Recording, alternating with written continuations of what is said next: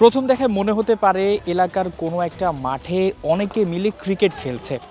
ঠিক কোন দল কোন ক্লাব আপনি কিন্তু বুঝতে পারবেন না, একেবারে হিজিবিজি একটা অবস্থা। ঠিক মিরপুর একাডেমির মাঠে প্র্যাকটিস করছে ডিপিএল এর দলগুলো। সোমবার থেকে শুরু হবে ডিপিএল ক্রিকেট। তার আগে এই দৃশ্যটা বলে দেয় যে বাংলাদেশের ক্রিকেটারদের জন্য মাঠের যে ফ্যাসিলিটি সেটা কিন্তু তারা সবসময় পেয়ে থাকে না।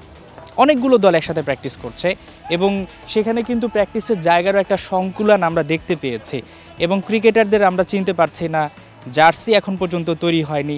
হ্যাঁ, দলবদলটা খুব বেশি দিন হয়েছে তা কিন্তু বলা যাবে না, কিন্তু এই যে এক মাঠে এতগুলো দলের প্র্যাকটিস, তারা কিন্তু চাইলেই সবাই কিন্তু এখন আপনার ব্যাটিং প্র্যাকটিস করতে পারছে না, ফিল্ডিং প্র্যাকটিস করতে পারছে না এবং আমরা কিন্তু দলগুলোকেও আমরা চিহ্নিত করতে পারছি না।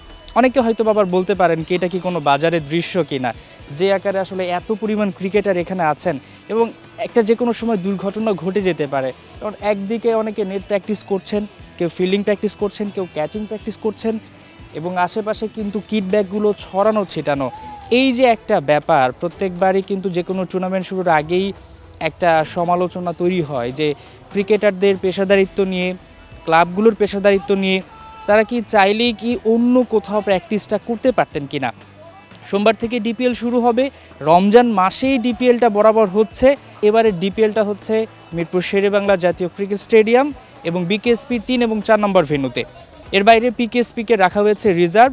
বসুন্ধরা তো ম্যাচ হওয়ার সম্ভাবনা রয়েছে, কিন্তু দিন শেষে এই ধরনের দৃশ্য ঠিক একটা ওয়ানডে ফরম্যাটের খেলা, বাংলাদেশের সবচেয়ে প্রিয় ফরম্যাটের খেলা, সেই টুর্নামেন্টটাকে কতটুকু গুরুত্ব দেওয়া হয়েছে সেটা কিন্তু একেবারে আঁচ করা যাচ্ছে এবং এই টুর্নামেন্টটা যে আসলে মাঝপথে আরও সমালোচনা তৈরি করবে বা দৃষ্টিকটু অবস্থা তৈরি করবে সেটা কিন্তু বুঝতে বাকি থাকে না। মাহমুদুল হাসান সজীব, ৭১, মিরপুর শেরেবাংলা জাতীয় ক্রিকেট স্টেডিয়াম, ঢাকা।